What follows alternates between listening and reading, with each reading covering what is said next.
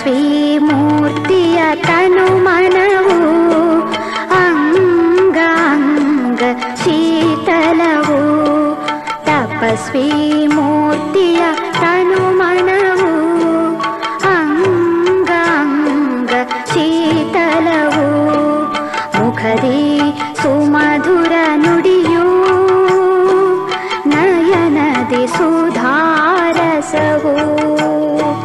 ಪ್ರಭು ಶಿವ ತಂದೆಗೆ ಸದಾ ಅರ್ಪಿತರವರು. ಸುಖದಿ ತೇಲಾಡಿ ಶಿವ ಸಂದೇಶವ ನೀಡುವರು. ಸುಖದಿ ತೇಲಾಡಿ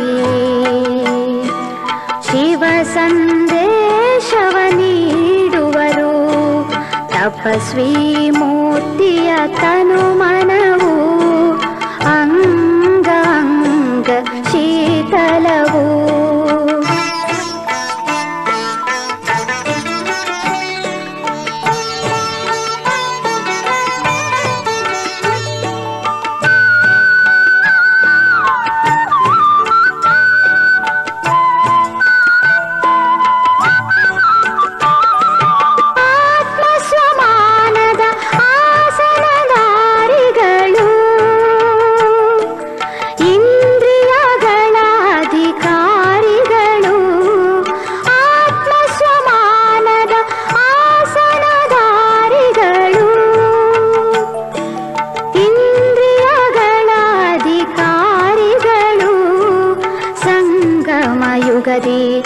ಅವರೇ ಶಿವನ ಹೃದಯ ಸಿಂಹಾಸನಧಾರಿಗಳು.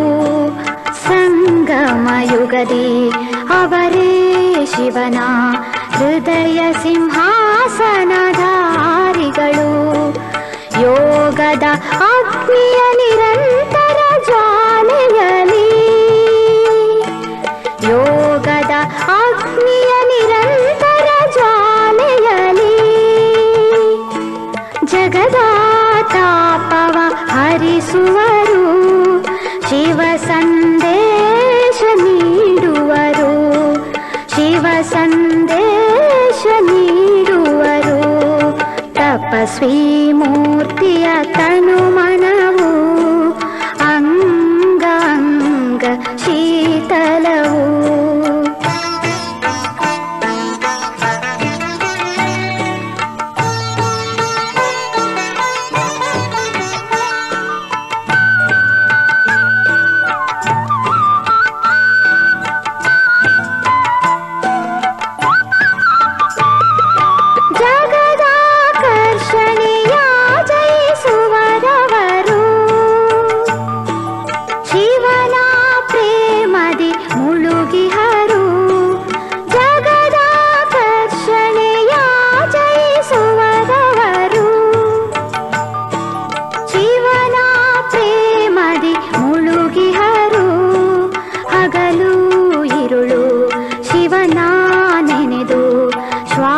ಶ್ವಾಸದಿ ಮಹಿಮೆ ಹಾಡುವರು. ಹಗಲು ಇರುಳು ಶಿವನ ನೆನೆದು ಶ್ವಾಸ ಶ್ವಾಸದಿ ಮಹಿಮೆ ಹಾಡುವರು. ತಪಸ್ವಿ ಜೀವನದ ಪ್ರಖರತೆಯಿಂದ, ತಪಸ್ವಿ ಜೀವನದ ಪ್ರಖರತೆಯಿಂದ ಸತ್ಯ ತಂದೆಯ ಪಥ ತೋರುವರು. ಶಿವ ಸಂದೇಶ ನೀಡುವರು. ಶಿವ ಸಂದೇಶ ನೀಡುವರು. ತಪಸ್ವಿ ಮೂರ್ತಿಯ ತನು ಮನವು ಅಂಗಾಂಗ ಶೀತಲವು. ತಪಸ್ವಿ ಮೂರ್ತಿಯ ತನು ಮನವು ಅಂಗಾಂಗ ಶೀತಲವು. ಮುಖದಿ ಸುಮಧುರ ನುಡಿಯು ನಯನದಿ ಸುಧಾರಸವು. ಪ್ರಭು ಶಿವ ತಂದೆಗೆ ಸದಾ ಅರ್ಪಿತರವರು. ಸುಖದಿ ತೇಲಾಡಿ ಶಿವ ಸಂದೇಶವ ನೀಡುವರು.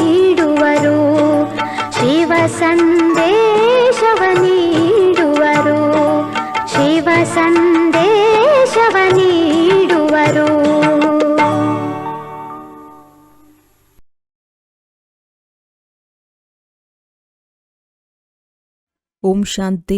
ಇಂದಿನ ದಿನಾಂಕ 28/8/2026. ಪ್ರಾರ್ಥ ಮುರುಳಿ ಬಾಪ್ತಾದ ಮಧುಬನ. ಮಧುರ ಮಕ್ಕಳೇ, ನೀವು ಡ್ರಾಮಾದ ಗುಪ್ತ ರಹಸ್ಯವನ್ನು ಅರಿತುಕೊಂಡಿದ್ದೀರಿ.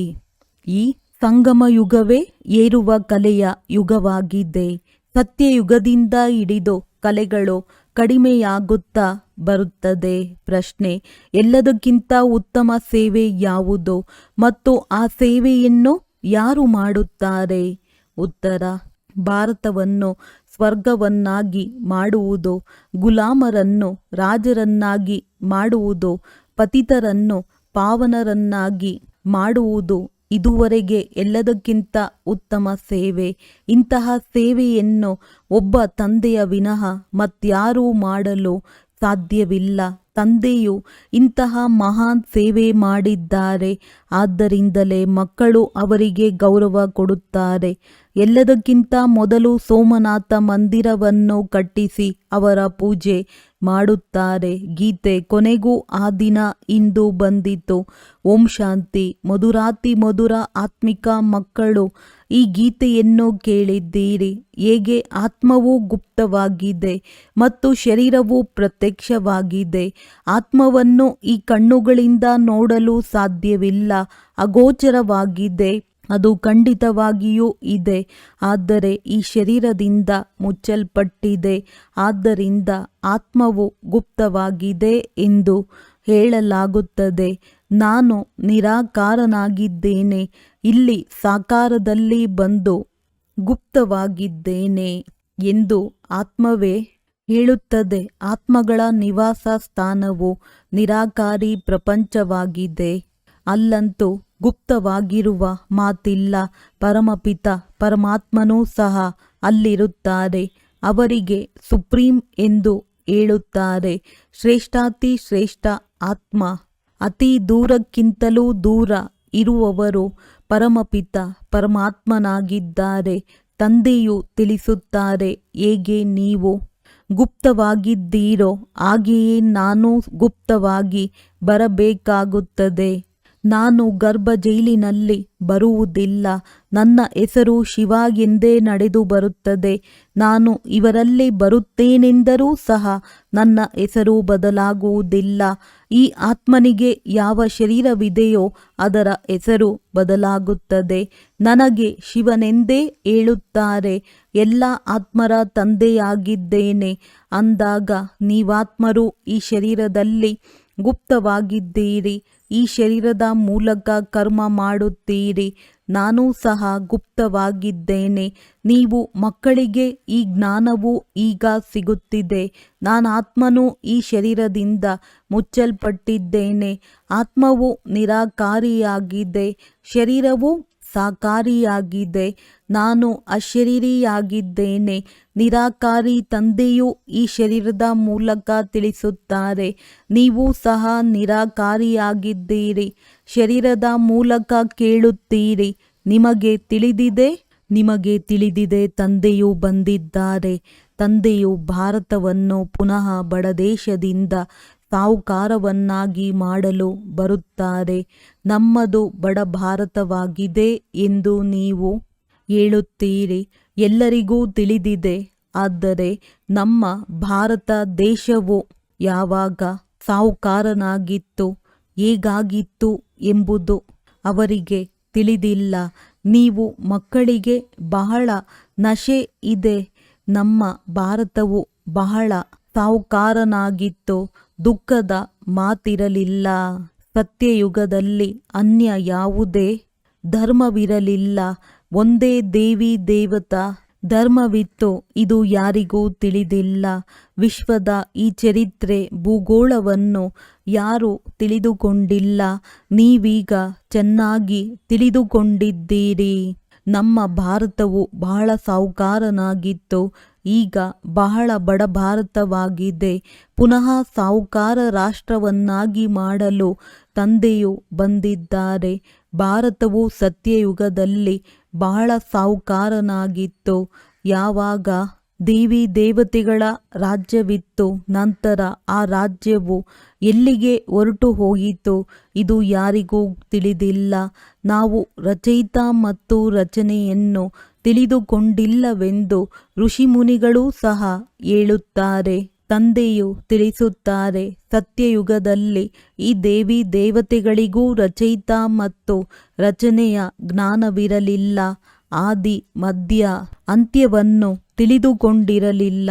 ಒಂದು ವೇಳೆ ಅವರಿಗೆ ನಾವು ಏಣಿಯನ್ನಿಳಿಯುತ್ತಾ ರಸತಾಳದಲ್ಲಿ ಹೋಗುತ್ತೇವೆಂಬ ಜ್ಞಾನವಿದ್ದಿದ್ದರೆ ರಾಜ್ಯಭಾಗ್ಯದ ಸುಖವೇ ಇರುತ್ತಿರಲಿಲ್ಲ, ಚಿಂತೆಯಾಗಿ ಬಿಡುತ್ತಿತ್ತು. ಈಗ ನಿಮಗೆ ಇದೇ ಚಿಂತೆ ಇದೆ, ನಾವು ಹೇಗೆ ತಮೋ ಪ್ರಧಾನರಿಂದ ಸತೋ ಪ್ರಧಾನರಾಗುವುದು? ನಾವಾತ್ಮರು ಯಾವ ನಿರಾಕಾರಿ ಪ್ರಪಂಚದಲ್ಲಿದ್ದೆವು ಅಲ್ಲಿಂದ ಹೇಗೆ ಸುಖಧಾಮದಲ್ಲಿ ಬಂದೆವು ಎಂಬ ಜ್ಞಾನವೂ ಇದೆ. ನಾವೀಗ ಏರುವ ಕಲೆಯಲ್ಲಿದ್ದೇವೆ. ಇದು 84 ಜನ್ಮಗಳ ಏಣಿಯಾಗಿದೆ. ಇದರ ಮಧ್ಯದಲ್ಲಿ ಏನಾಗುತ್ತದೆ ಎಂಬುದನ್ನು ಸಹ ನೀವು ಅರಿತುಕೊಂಡಿದ್ದೀರಿ. ಎಲ್ಲರೂ ಸತ್ಯಯುಗದಲ್ಲಿ ಬರುವುದಿಲ್ಲ. ಡ್ರಾಮಾ ಅನುಸಾರ ನೀವು ಪ್ರತಿಯೊಬ್ಬ ಪಾತ್ರಧಾರಿಯೂ ನಂಬರ್ ವಾರ್ ತಮ್ಮ ತಮ್ಮ ಸಮಯದಲ್ಲಿ ಬಂದು ಪಾತ್ರವನ್ನು ಅಭಿನಯಿಸುತ್ತೀರಿ. ಈಗ ನೀವು ಮಕ್ಕಳು ಯಾರಿಗೆ ಬಡವರ ಬಂಧುವೆಂದು ಹೇಳಲಾಗುತ್ತದೆ ಎಂಬುದನ್ನು ತಿಳಿದುಕೊಳ್ಳುತ್ತೀರಿ. ಪ್ರಪಂಚದವರಿಗೆ ತಿಳಿದಿಲ್ಲ. ಕೊನೆಗೂ ಆ ದಿನ ಇಂದು ಬಂದಿತು ಎಂಬುದನ್ನು ಗೀತೆಯಲ್ಲಿಯೂ ಕೇಳಿದ್ದೀರಿ. ಇದೆಲ್ಲವೂ ಭಕ್ತಿಯಾಗಿದೆ. ಭಗವಂತನು ಯಾವಾಗ ಬಂದು ನಾವು ಭಕ್ತರನ್ನು ಈ ಭಕ್ತಿ ಮಾರ್ಗದಿಂದ ಬಿಡಿಸಿ ಸದ್ಗತಿಯಲ್ಲಿ ಕರೆದುಕೊಂಡು ಹೋಗುತ್ತಾರೆ ಎಂಬುದನ್ನು ಸಹ ತಿಳಿದಿದ್ದೀರಿ. ರಾಮರಾಜ್ಯ ರಾವಣ ರಾಜ್ಯ ಯಾವುದರ ಹೆಸರಾಗಿದೆ ಎಂಬುದನ್ನು ಸಹ ಯಾವ ಮನುಷ್ಯರು ತಿಳಿದುಕೊಂಡಿಲ್ಲ. ನೀವೀಗ ತಿಳಿದುಕೊಂಡಿದ್ದೀರಿ. ತಂದೆಯು ಪುನಃ ಈ ಶರೀರದಲ್ಲಿ ಬಂದಿದ್ದಾರೆ. ಶಿವ ಜಯಂತಿಯನ್ನು ಆಚರಿಸುತ್ತಾರೆ. ಅಂದ ಮೇಲೆ ಶಿವನು ಅವಶ್ಯವಾಗಿ ಬರುತ್ತಾರೆ. ನಾನು ಕೃಷ್ಣನ ತನುವಿನಲ್ಲಿ ಬರುತ್ತೇನೆಂದು ಹೇಳುವುದಿಲ್ಲ. ತಂದೆಯು ತಿಳಿಸುತ್ತಾರೆ, ಕೃಷ್ಣನ ಆತ್ಮವು 84 ಜನ್ಮಗಳನ್ನು ತೆಗೆದುಕೊಂಡಿದೆ. ಯಾರು ಮೊಟ್ಟ ಮೊದಲಿಗರಾಗಿದ್ದರೋ ಅವರೇ ಈಗ ಅಂತಿಮದಲ್ಲಿದ್ದಾರೆ. ತತತ್ವಂ ನಾನಂತೂ ಸಾಧಾರಣ ತನುವಿನಲ್ಲಿ ಬರುತ್ತೇನೆ. ಬಂದು ನಿಮಗೆ ಹೇಗೆ ನೀವು 84 ಜನ್ಮಗಳನ್ನು ತೆಗೆದುಕೊಳ್ಳುತ್ತೀರೆಂದು ತಿಳಿಸುತ್ತೇನೆ. ಈ ಸಮಯದಲ್ಲಿ ಯಾರೊಬ್ಬರೂ ತಮ್ಮನ್ನು ದೇವತಾ ಧರ್ಮದವರೆಂದು ತಿಳಿದುಕೊಳ್ಳುವುದಿಲ್ಲ. ಏಕೆಂದರೆ ಸತ್ಯಯುಗವನ್ನು ಬಹಳ ದೂರ ತೆಗೆದುಕೊಂಡು ಹೋಗಿದ್ದಾರೆ. ಕಲ್ಪದ ಆಯಸ್ಸು ಲಕ್ಷಾಂತರ ವರ್ಷಗಳೆಂದು ಬರೆದಿದ್ದಾರೆ. ವಾಸ್ತವದಲ್ಲಿ ಡ್ರಾಮಾದ ಚರಿತ್ರೆಯು ಬಹಳ ಚಿಕ್ಕದಾಗಿದೆ. ಇದರಲ್ಲಿ ಕೆಲವು ಧರ್ಮಗಳ ಚರಿತ್ರೆಯು 500 ವರ್ಷಗಳು, ಇನ್ನೂ ಕೆಲವರದ್ದು 2500 ವರ್ಷಗಳ ಇತಿಹಾಸವಿದೆ. ನಿಮ್ಮದ್ದು 5000 ವರ್ಷಗಳ ಇತಿಹಾಸವಾಗಿದೆ. ದೇವತಾ ಧರ್ಮದವರೇ ಸ್ವರ್ಗದಲ್ಲಿ ಬರುತ್ತೀರಿ. ಅನ್ಯ ಧರ್ಮದವರು ಬರುವುದೇ ನಂತರದಲ್ಲಿ. ದೇವತಾ ಧರ್ಮದವರೇ ಅನ್ಯ ಧರ್ಮಗಳಲ್ಲಿ ಹೋಗಿ ಸೇರಿದ್ದಾರೆ. ಡ್ರಾಮಾ ಅನುಸಾರ ಮುಂದಿನ ಕಲ್ಪದಲ್ಲಿಯೂ ಇದೇ ರೀತಿ ಹೋಗಿ ಸೇರುತ್ತಾರೆ. ಮತ್ತೆ ತಮ್ಮ ತಮ್ಮ ಧರ್ಮಕ್ಕೆ ಮರಳಿ ಬರುತ್ತಾರೆ. ತಂದೆಯು ತಿಳಿಸುತ್ತಾರೆ, ಮಕ್ಕಳೇ, ನೀವಂತೂ ವಿಶ್ವದ ಮಾಲೀಕರಾಗಿದ್ದೀರಿ. ನೀವೀಗ ತಿಳಿದುಕೊಂಡಿದ್ದೀರಿ, ತಂದೆಯು ಸ್ವರ್ಗದ ಸ್ಥಾಪನೆ ಮಾಡುವವರಾಗಿದ್ದಾರೆ. ಅಂದ ಮೇಲೆ ನಾವೇಕೆ ಸ್ವರ್ಗದಲ್ಲಿರಬಾರದು? ತಂದೆಯಿಂದ ನಾವು ಆಸ್ತಿಯನ್ನು ಅವಶ್ಯವಾಗಿ ತೆಗೆದುಕೊಳ್ಳುತ್ತೇವೆ. ಅಂದ ಮೇಲೆ ಇದರಿಂದಲೇ ಸಿದ್ಧವಾಗುತ್ತದೆ, ಇವರು ನಮ್ಮ ಧರ್ಮದವರಾಗಿದ್ದಾರೆ. ಯಾರು ಈ ಧರ್ಮದವರಲ್ಲವೋ ಅವರು ಬರುವುದಿಲ್ಲ. ಪರಧರ್ಮದಲ್ಲಿ ಏಕೆ ಹೋಗಬೇಕೆಂದು ಹೇಳುತ್ತಾರೆ. ನೀವು ಮಕ್ಕಳು ತಿಳಿದುಕೊಂಡಿದ್ದೀರಿ. ಸತ್ಯಯುಗ ಹೊಸ ಪ್ರಪಂಚದಲ್ಲಿ ದೇವತೆಗಳಿಗೆ ಬಹಳ ಸುಖವಿತ್ತು. ಚಿನ್ನದ ಮೆಹಲುಗಳಿತ್ತು. ಸೋಮನಾಥನ ಮಂದಿರದಲ್ಲಿ ಎಷ್ಟೊಂದು ಚಿನ್ನವಿತ್ತು. ಈ ರೀತಿ ಮತ್ಯಾವುದೇ ಮಂದಿರವಿರುವುದಿಲ್ಲ. ಅದರಲ್ಲಿ ಬಹಳ ವಜ್ರ ವೈಡೂರ್ಯಗಳಿತ್ತು. ಬೌದ್ಧ ಮೊದಲಾದವರದ್ದು ವಜ್ರ ರತ್ನಗಳ ಮೆಹಲುಗಳಿರುವುದಿಲ್ಲ. ನೀವು ಮಕ್ಕಳನ್ನು ಯಾವ ತಂದೆಯು ಇಷ್ಟು ಶ್ರೇಷ್ಠರನ್ನಾಗಿ ಮಾಡಿದ್ದಾರೆಯೋ ಅವರಿಗೆ ನೀವು ಎಷ್ಟೊಂದು ಗೌರವವನ್ನಿಟ್ಟಿದ್ದೀರಿ. ಯಾರು ಒಳ್ಳೆಯ ಕರ್ಮ ಮಾಡಿ ಹೋಗುವರೋ ಅವರಿಗೆ ಗೌರವ ಕೊಡಲಾಗುತ್ತದೆ. ನೀವೀಗ ತಿಳಿದುಕೊಂಡಿದ್ದೀರಿ, ಎಲ್ಲರಿಗಿಂತ ಒಳ್ಳೆಯ ಕರ್ಮವನ್ನು ಪತಿತ ಪಾವನ ತಂದೆಯೇ ಮಾಡಿ ಹೋಗುತ್ತಾರೆ. ನಿಮ್ಮ ಆತ್ಮ ಹೇಳುತ್ತದೆ, ಎಲ್ಲರಿಗಿಂತ ಅತ್ಯುತ್ತಮ ಸೇವೆಯನ್ನು ಬೇಅದ್ದಿನ ತಂದೆಯೇ ಬಂದು ಮಾಡುತ್ತಾರೆ. ನಮ್ಮನ್ನು ಬಡವರಿಂದ ರಾಜ, ಭಿಕಾರಿಗಳಿಂದ ರಾಜಕುಮಾರರನ್ನಾಗಿ ಮಾಡಿಬಿಡುತ್ತಾರೆ. ಯಾರು ಭಾರತವನ್ನು ಸ್ವರ್ಗವನ್ನಾಗಿ ಮಾಡುವರೋ ಅವರಿಗೂ ಸಹ ಯಾರು ಗೌರವವನ್ನಿಡುವುದಿಲ್ಲ. ನೀವು ತಿಳಿದುಕೊಂಡಿದ್ದೀರಿ, ಸೋಮನಾಥ ಮಂದಿರವು ಬಹಳ ಶ್ರೇಷ್ಠವೆಂದು ಗಾಯನವಿದೆ. ಅದನ್ನೇ ಲೂಟಿ ಮಾಡಿಕೊಂಡು ಹೋದರು. ಲಕ್ಷ್ಮೀನಾರಾಯಣರ ಮಂದಿರವನ್ನು ಎಂದೂ ಯಾರೂ ಲೂಟಿ ಮಾಡಲಿಲ್ಲ. ಸೋಮನಾಥ ಮಂದಿರವನ್ನೇ ಲೂಟಿ ಮಾಡಿದ್ದಾರೆ. ಭಕ್ತಿ ಮಾರ್ಗದಲ್ಲಿ ಇವರು ಬಹಳ ಧನವಂತರಾಗಿರುತ್ತಾರೆ. ರಾಜರಲ್ಲಿಯೂ ನಂಬರ್ ವಾರ್ ಇರುತ್ತಾರಲ್ಲವೇ. ಯಾರು ಉತ್ತಮ ಪದವಿಯವರು ಇರುವರೋ ಅವರಿಗೆ ಚಿಕ್ಕ ಪದವಿಯನ್ನು ಹೊಂದಿರುವವರು ಗೌರವ ಕೊಡುತ್ತಾರೆ. ದರ್ಬಾರಿನಲ್ಲಿಯೂ ನಂಬರ್ ವಾರ್ ಆಗಿ ಕುಳಿತುಕೊಳ್ಳುತ್ತಾರೆ. ಬ್ರಹ್ಮ ತಂದೆಯು ಅನುಭವಿಯಲ್ಲವೇ. ಇಲ್ಲಿಯದು ಪತಿತ ರಾಜರ ದರ್ಬಾರಾಗಿದೆ. ಅಂದ ಮೇಲೆ ಪಾವನ ರಾಜರ ದರ್ಬಾರು ಹೇಗಿರಬಹುದು? ಯಾವಾಗ ಅವರ ಬಳಿ ಇಷ್ಟೊಂದು ಹಣವಿರುತ್ತದೆ, ಅಂದ ಮೇಲೆ ಅವರ ಮನೆಯೂ ಸಹ ಅಷ್ಟೇ ಚೆನ್ನಾಗಿರುತ್ತದೆ. ನೀವೀಗ ತಿಳಿದುಕೊಂಡಿದ್ದೀರಿ, ತಂದೆಯು ನಮಗೆ ಓದಿಸುತ್ತಿದ್ದಾರೆ, ಸ್ವರ್ಗದ ಸ್ಥಾಪನೆ ಮಾಡಿಸುತ್ತಿದ್ದಾರೆ. ನಾವು ಸ್ವರ್ಗದ ಮಹಾರಾಜ ಮಹಾರಾಣಿಯಾಗುತ್ತೇವೆ. ನಂತರ ನಾವು ಕೆಳಗಿಳಿಯುತ್ತೇವೆ. ಕೆಳಗಿಳಿಯುತ್ತಾ ನಾವು ಮೊಟ್ಟ ಮೊದಲು ಶಿವ ತಂದೆಯ ಪೂಜಾರಿಗಳಾಗುತ್ತೇವೆ. ಯಾರು ಸ್ವರ್ಗದ ಮಾಲೀಕರನ್ನಾಗಿ ಮಾಡಿದ್ದರೋ ಅವರಿಗೆ ನಾವು ಪೂಜೆ ಮಾಡುತ್ತೇವೆ. ಅವರು ನಮ್ಮನ್ನು ಬಹಳ ಸಾಹುಕಾರರನ್ನಾಗಿ ಮಾಡುತ್ತಾರೆ. ಈಗ ಭಾರತವು ಎಷ್ಟು ಬಡ ದೇಶವಾಗಿದೆ. ಮೊದಲು ಇಷ್ಟೊಂದು ಬಡ ರಾಷ್ಟ್ರವಾಗಿರಲಿಲ್ಲ. ಬಹಳ ಖುಷಿಯಲ್ಲಿದ್ದರು.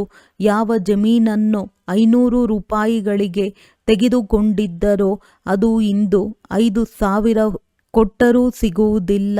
ಸತ್ಯಯುಗದಲ್ಲಿ ಧರಣಿಗೆ ಮೌಲ್ಯವೇ ಇರುವುದಿಲ್ಲ. ಯಾರು ಎಷ್ಟು ಬೇಕೋ ಅಷ್ಟು ತೆಗೆದುಕೊಳ್ಳಬಹುದು. ಬಹಳಷ್ಟು ಜಮೀನಿರುತ್ತದೆ. ಸಿಹಿ ನೀರಿನ ನದಿಗಳ ತೀರದಲ್ಲಿ ನಿಮ್ಮ ಮೆಹಲುಗಳಿರುತ್ತವೆ ಎಲ್ಲವೇ. ಬಹಳ ಕಡಿಮೆ ಜನಸಂಖ್ಯೆ ಇರುತ್ತದೆ. ಪ್ರಕೃತಿಯು ದಾಸಿಯಾಗಿರುತ್ತದೆ. ಬಹಳ ಒಳ್ಳೊಳ್ಳೆಯ ಫಲಪುಷ್ಪಗಳು ಸಿಗುತ್ತಿರುತ್ತವೆ.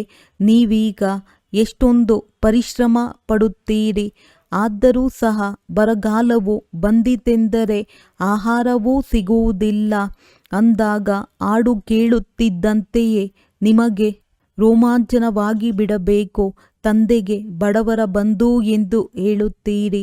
ಈಗ ಅರ್ಥವನ್ನು ತಿಳಿದುಕೊಂಡಿರಲ್ಲವೇ. ಯಾರನ್ನು ಸಾಹುಕಾರರನ್ನಾಗಿ ಮಾಡುತ್ತಾರೆ? ಅವಶ್ಯವಾಗಿ ಯಾರು ಇಲ್ಲಿಗೆ ಬರುವರೋ ಅವರನ್ನೇ ಸಾಹುಕಾರರನ್ನಾಗಿ ಮಾಡುತ್ತಾರಲ್ಲವೇ. ನೀವು ಮಕ್ಕಳಿಗೆ ತಿಳಿದಿದೆ, ಪಾವನರಿಂದ ಪತಿತರಾಗುವುದರಲ್ಲಿ 5,000 ವರ್ಷಗಳು ಹಿಡಿಸಿದೆ. ಈಗ ಪುನಃ ತಂದೆಯು ಪತಿತರಿಂದ ಪಾವನರನ್ನಾಗಿ ಮಾಡುತ್ತಾರೆ. ಶ್ರೇಷ್ಠಾತಿ ಶ್ರೇಷ್ಠರನ್ನಾಗಿ ಮಾಡುತ್ತಾರೆ. 1 ಸೆಕೆಂಡಿನಲ್ಲಿ ಜೀವನ್ಮುಕ್ತಿಯು ಪ್ರಾಪ್ತಿಯಾಗುತ್ತದೆ. ಬಾಬಾ, ನಾವು ನಿಮ್ಮವರಾಗಿದ್ದೇವೆ ಎಂದು ಹೇಳುತ್ತಾರೆ. ತಂದೆಯು ತಿಳಿಸುತ್ತಾರೆ, ನೀವು ವಿಶ್ವದ ಮಾಲೀಕರಾಗಿದ್ದೀರಿ. ಮಗು ಜನ್ಮ ಪಡೆಯಿತೆಂದರೆ ವಾರಸುದಾರನಾಯಿತು. ಎಷ್ಟೊಂದು ಖುಷಿಯಾಗುತ್ತದೆ. ಆದರೆ ಹೆಣ್ಣು ಮಗುವನ್ನು ನೋಡುತ್ತಿದ್ದಂತೆ ಚೆಹರೆಯೇ ಬಾಡಿ ಹೋಗುತ್ತದೆ. ಇಲ್ಲಂತೂ ಎಲ್ಲ ಆತ್ಮರು ಗಂಡು ಮಕ್ಕಳಾಗಿದ್ದೀರಿ.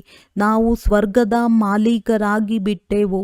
ಈಗ ಅರ್ಥವಾಗಿದೆ. ನಾವು 5,000 ವರ್ಷಗಳ ಮೊದಲು ಸ್ವರ್ಗದ ಮಾಲೀಕರಾಗಿದ್ದೆವು. ತಂದೆಯು ಆ ರೀತಿ ಮಾಡಿದ್ದರು. ಶಿವ ಜಯಂತಿಯನ್ನು ಆಚರಿಸುತ್ತಾರೆ. ಆದರೆ ಅವರು ಯಾವಾಗ ಬಂದಿದ್ದರು ಎಂಬುದನ್ನು ತಿಳಿದುಕೊಂಡಿಲ್ಲ. ಯಾವಾಗ ಲಕ್ಷ್ಮೀನಾರಾಯಣರ ರಾಜ್ಯವಿತ್ತೋ ಎಂಬುದೇನೂ ಗೊತ್ತಿಲ್ಲ. ವಾಸ್ತವದಲ್ಲಿ ಭಾರತದ ಸಂಪನ್ನತೆಯು ಎಲ್ಲದಕ್ಕಿಂತ ಹೆಚ್ಚಿನದಾಗಿರಬೇಕು. ಭಾರತದ ಭೂಮಿಯು ಎಲ್ಲದಕ್ಕಿಂತ ದೊಡ್ಡದಾಗಿರಬೇಕು. ಲಕ್ಷಾಂತರ ವರ್ಷಗಳಿದ್ದಿದ್ದೇ ಆದರೆ ಮತ್ತೆ ಬಹಳ ಜಮೀನು ಬೇಕಾಗುವುದು. ಇಡೀ ಪ್ರಪಂಚದ ಜಮೀನಾದರೂ ಸಾಕಾಗುವುದಿಲ್ಲ. ಲಕ್ಷಾಂತರ ವರ್ಷಗಳಲ್ಲಿ ಎಷ್ಟೊಂದು ಜನಸಂಖ್ಯೆಯಾಗಿ ಬಿಡುವುದು. ಅಸಂಖ್ಯಾತ ಮನುಷ್ಯರಾಗುವರು. ಆದ್ದರಿಂದ ಲಕ್ಷಾಂತರ ವರ್ಷಗಳಂತೂ ಇಲ್ಲ. ಇವೆಲ್ಲ ಮಾತುಗಳನ್ನು ತಂದೆಯು ತಿಳಿಸುತ್ತಾರೆ. ಮನುಷ್ಯರು ಈ ಮಾತುಗಳನ್ನು ಕೇಳಿದಾಗ ಇದನ್ನು ಎಂದೂ ಕೇಳಿಲ್ಲ, ಯಾವುದೇ ಶಾಸ್ತ್ರಗಳಲ್ಲಿ ಓದಲಿಲ್ಲ ಎಂದು ಹೇಳುತ್ತಾರೆ. ಇವು ಬಹಳ ಅದ್ಭುತ ಮಾತುಗಳಾಗಿವೆ. ಈಗ ನೀವು ಮಕ್ಕಳ ಬುದ್ಧಿಯಲ್ಲಿ ಇಡೀ ಚಕ್ರದ ಜ್ಞಾನವಿದೆ. ಇವರು ಬಹಳ ಜನ್ಮಗಳ ಅಂತಿಮದಲ್ಲಿ ಈಗ ಪತಿತ ಆತ್ಮನಾಗಿದ್ದಾರೆ. ಯಾರು ಸತೋಪ್ರಧಾನರಾಗಿದ್ದರೋ ಅವರೇ ಈಗ ತಮೋಪ್ರಧಾನವಾಗಿದ್ದಾರೆ. ಪುನಃ ಸತೋಪ್ರಧಾನರಾಗಬೇಕಾಗಿದೆ.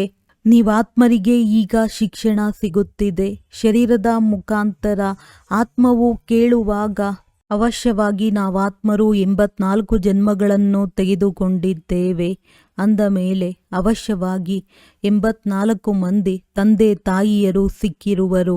ಇದೂ ಸಹ ಲೆಕ್ಕವಿದೆಯಲ್ಲವೇ?